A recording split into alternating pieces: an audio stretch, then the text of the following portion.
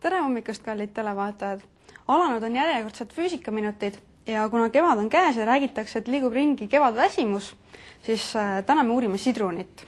Räägitakse, et vitamiinid aitavad kevadväsimuse vastu ja sidrunis on ohtralt C-vitamiini. Aga vähesed teavad, et sidrunist saab ka energiat välja pigistada ja nimelt elektrienergiat. Meil on siin üks sidrun ja meil on siin 2 plekiriba.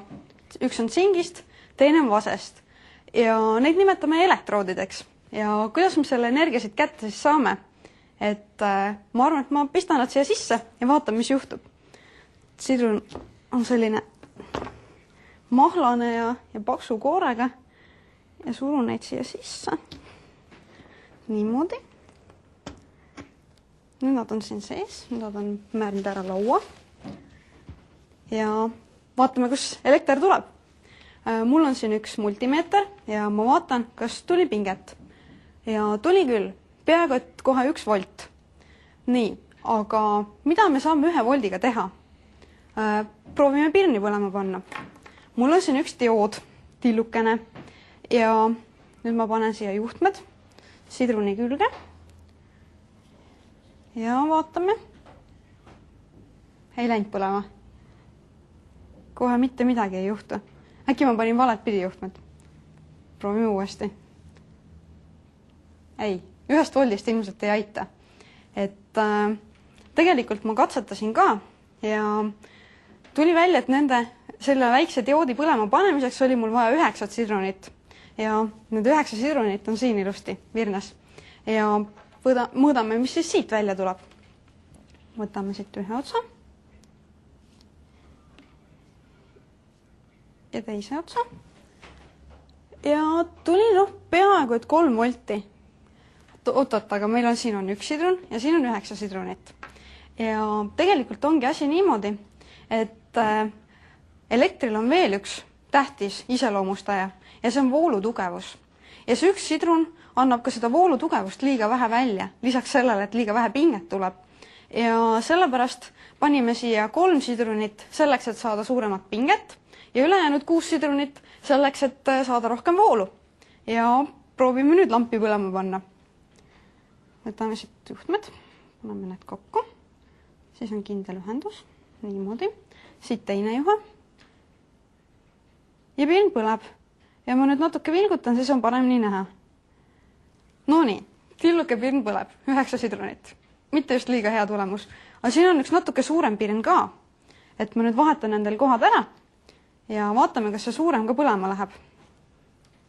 Niimoodi, paneme ta siia ilusti seisma. Ja siia paneme maske.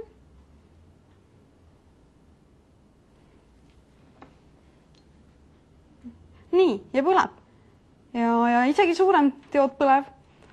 Aga okei, saime köögi valgeks. Dioodid meil põlevad, tahaks nüüd hommikul natuke vett ka keeta, et teed teha näiteks. Ja arvutasin välja, et teha, ütleme, selline klaasike vett, keeta kuumaks, siis meil oleks vaja nii 300 000 sidrunit. Ja kui seda nüüd ette kujutada endale, siis on meil vaja täita, ütleme, köögipõrand, inimese kõrguselt nende sidrunitega, mis on patareiks ühendatud. Et see on natuke nördima panev tulevus.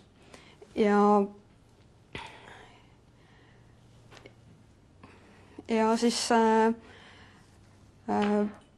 tänapäeval nende, ja kui nüüd veel mõelda, et mis me selle sidruniga teha saame, ja kui me tahame sinna tee kõrvale veel sidrunit juua, siis meil on sellele 300 000 sidrunile veel 1 sidrunit juurde vaja, sellepärast, et need sidrunid eriti süüa enam ei kõlba. Ja see on sellepärast, kuidas nad töötavad.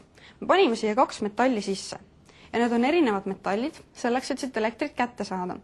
Ja siis tsink on selline aktiivne metall, mis reageerib sidruni mahlaga. Ja sellest jäävad järgi elektronid, mis siis juhtme kaudu ja siit pirni kaudu lähevad selle teise elektroodi peale ja niimoodi me saamegi siit voolu kätte. Ja sellepärast, et siin reaktsioon toimub, siis ei ole teda enam tervislik süüa. Nii, aga see sidruni patarei lõpetab voolu andmise siis, kui kas sidrun on täiesti ära kuivanud, et tal enam mohla sees ei ole, või siis, kui see tsinkelektrood, mis siin nüüd reageerib, on siis täielikult ära reageerinud. Aga see sidrun on üks selline väga kohmakas viis elektri saamiseks. Aga igaüks teab, et kasutatakse hoopis patareisid. Ja arvutasin välja, et selline väike patarei, sõltuvalt siis tema kvaliteedist, suudab asendada, ütleme 50 kuni 200 sidrunit. Ja kui rääkida nüüd tulevikust, siis nende patareidega näiteks laptop-arvutit on väga raske ära toita või siis sarnaste akudega, mis töötavad sellisel põhimõttel. Ja tulevikus tehnoloogia liigubki selliste asjade poole nagu kütuseelemendid, kus toimub samamoodi keemiline reaktsioon ja saadakse selle arvelt elektrit. Aga seal on juba reaktsiooni põhimõte natuke teine. Ei ole meil sidruni mahla siin patarei sees.